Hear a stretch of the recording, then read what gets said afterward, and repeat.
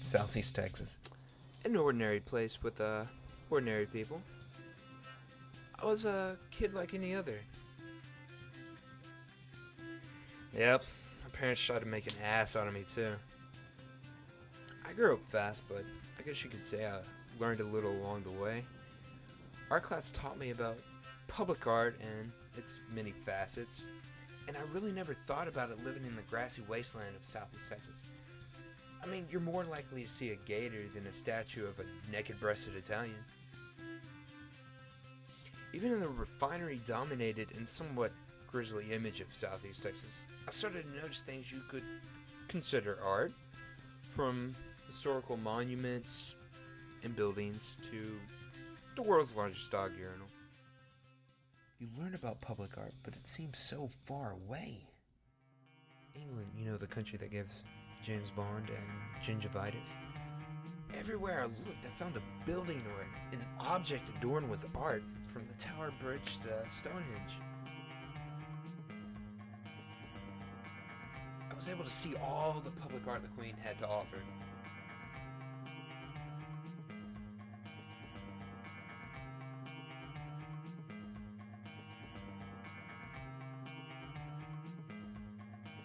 They even had Egyptian art in the British Museum, which they stole, or they like to say, borrowed from the Egyptians. And in Bath, England, I got to see the mastery of the Romans and what they had left behind. And I knew that I had to go to Italy, because that's the place with the greatest art. And that chance came when my sister graduated from college. I got to take a trip to Italy. I was blown away in Italy. I guess when Italy was conquering, you know, all those countries, they find a little time to make a sculpture here or there. I mean, it's hard to go anywhere in Italy and not happen upon some piece of art. The country's a giant museum, including a gift shop, waiting to overcharge tourists around every corner.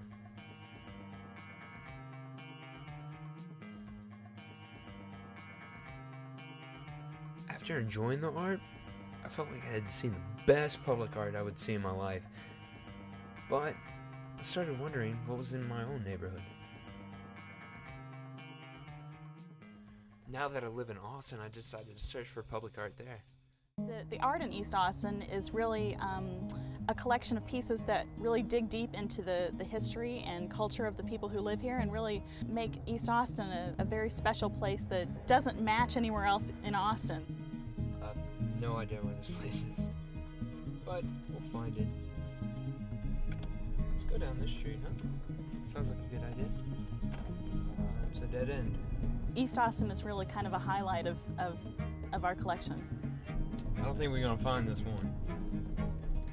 It was cool. So far, all I've found is this ice cream truck right here. My name's Megan Turner, and I'm the coordinator for the Art in Public Places program here in Austin. So we're gonna hit the next one around here, so hopefully we'll have a better look. Found one. It's pretty unique, pretty interesting, you know. Just flattening it up, it's just a gate, but you know, why not make it look good? We got a lot more to see, so let's roll. The factors that unite all artworks is that there's a message that needs to be communicated and there's an audience receiving the message. So the medium that's being used to convey that thought or feeling or expression is what the artist really focuses on in creating the art. Now this is tight. See, it's stuff you wouldn't expect to see at a library. It's like something you would see in New York. So, I guess that's 3 if you want to count the first one we didn't find. So, just go through. We got a whole lot more to look at.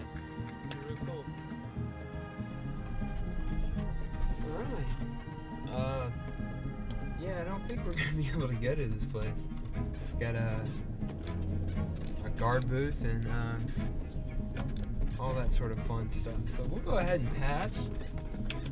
We'll go ahead and pass on this one, so we don't have to mess with the guard and the gate and stuff like that. But I bet it would have been cool. Let's go. This is called Dove and leaves of healing. Art has many purposes. I think that that's something that people have been debating for centuries, but really, to me, it's a dialogue that's stimulated. The artwork is there to provide new ideas or a commentary that needs to be explored. You know, from like wherever there where we parked, I thought it was just painted, but no, it's actually a mosaic.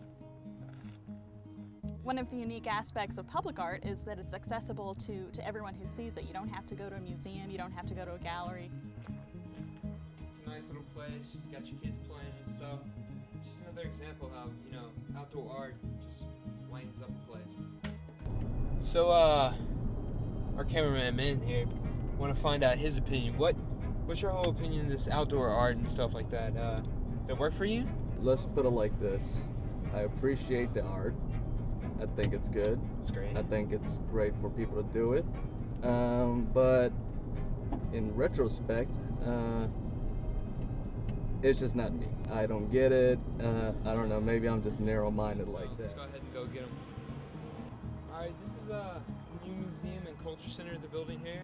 It can be successful to one person and doesn't really make sense to another, but it's still providing a function, a very needed function in the community. Picasso said the purpose of art is to wash away the dust of everyday life from the soul. But for me, you know, it's just about livening up the world so it's not so drab.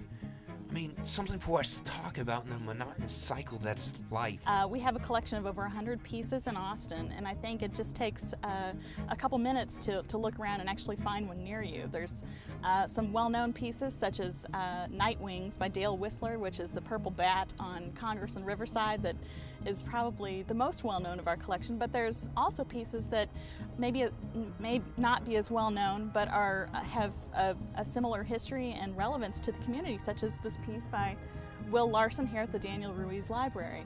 This should be the last location here. Oh, it's been such a freaking long-ass day. In this whole search for art, I found that art is what it is to me.